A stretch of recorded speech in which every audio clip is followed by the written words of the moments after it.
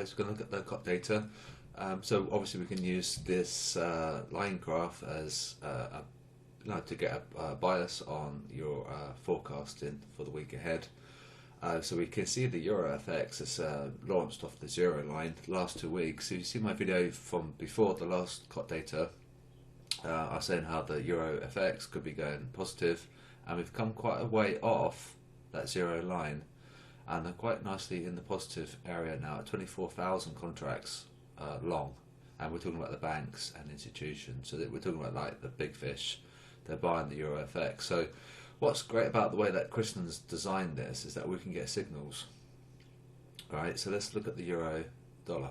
Alright, so we add the dollar, and we can see how they're positioned over time. So we see the Euro FX ticking up. The dollar is in fact declining 39,000, 37,000, 36,000. So the way it's going, we're going to get the Euro USD buy signal from the cross, and this is how we use this data. So that's obviously the sell signal. We had a bit of a fluctuation there, admittedly, and it looks like we're going to get the buy signal here. We're still yet to cross, but just bear that in mind. So let's have a look at some other pairs. And remember that we are potentially going to be risk off as well, so that's going to really swing things. Even the big fish can be caught off guard if we're going to be risk off, because they wouldn't be necessarily positioned for a humongous move. If you think about it, it's like a freight train. It takes a little while for the freight train to slow down and reverse. These guys have got so much money pumped into the system. You know, we should still be a bit risk on, to be honest with you. They're not going to suddenly break and then reverse on that sentiment. It's going to take a while for them to, to rethink their strategies. And we know that S&P is humongously strong. So maybe worth looking at the technical channel. Actually, Marco's done an S&P chart. It looks like it's going to be a big buy up at that demand. So to bear that in mind, I mean, fundamentally, we're going to be risk on because the amount of money invested in the indices is so humongous. They won't let it fall. All right, so bear that in mind. The reason I'm saying about risk is because it's going to impact your Aussie. It's going to impact the dollar.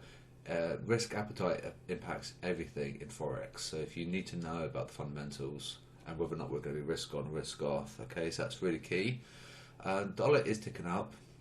Sorry, the Australian dollar is ticking up. The US dollar is ticking down.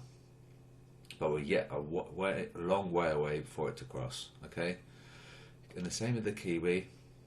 And this is going to be impacted if we go risk off because it's a riskier currency than the USD. Ever so slightly up.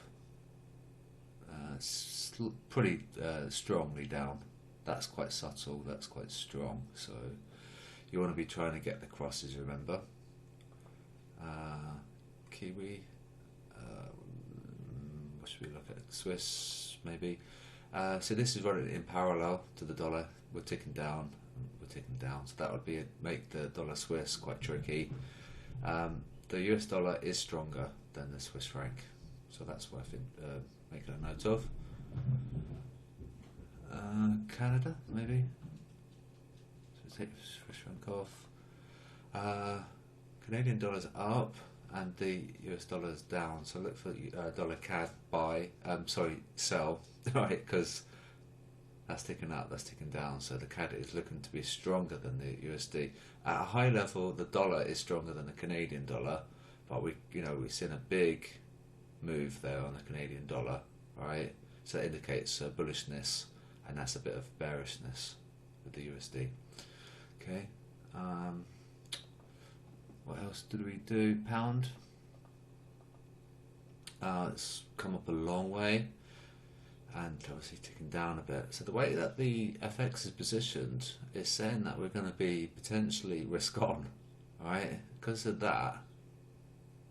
And these sensitive, risky currencies like the pound, they're going up. So we could maybe be risk on if we look at FX. So we have to be a bit careful. And also, members of the big picture on the sentiment on our spreadsheet, we're definitely we are risk on. Right, so we have to remember the big picture. We are risk on. Okay. even though last week was pretty heavy and quite scary, we have to remember sentimentally, you know, we could be by the dip territory. Okay, so that's that. Let's have a quick look at the yen. In fact, we could probably added the yen on this, so it might save some time. Let's look at gold. Take pound off. Gold, yes, gold's been strong for ages, to be honest. Yeah, so that, you know, we know it's they're buying gold, and they have been for a long, long time. So take gold off, and we'll just look at the yen. So how are we looking? Yen is ticking up, and the dollar is ticking down, like I say, but we are negative at the high level. So if it carries on up, we could be risk off. But currently, we are, you know, they are net negative yen.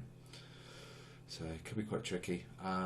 Because this is ticking up, remember the pound was up and the Canadian dollar was up. It's going to mean that they run in parallel to the yen.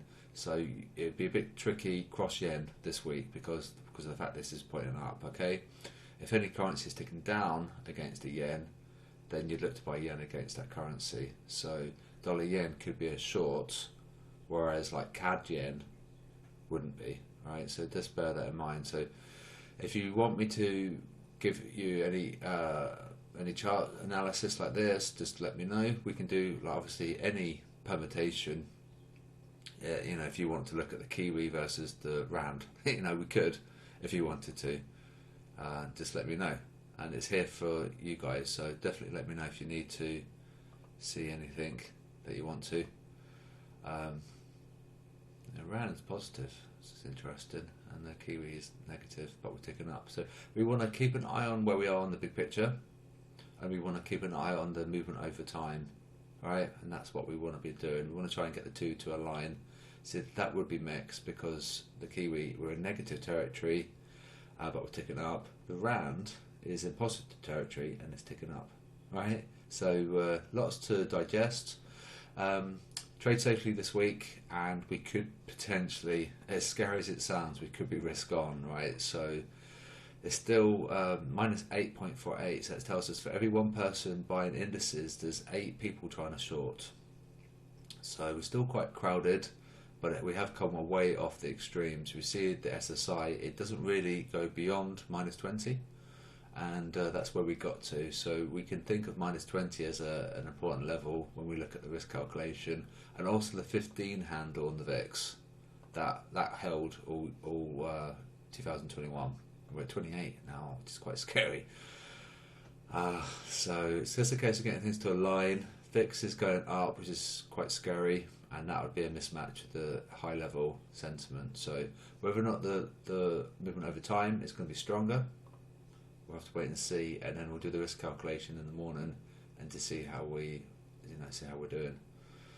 And potentially we could be risk on if we look at the COT data. Right, so trade carefully, have a good weekend, what's the rest of it, and I'll be back early tomorrow morning. And have a good one, I'll speak to you soon.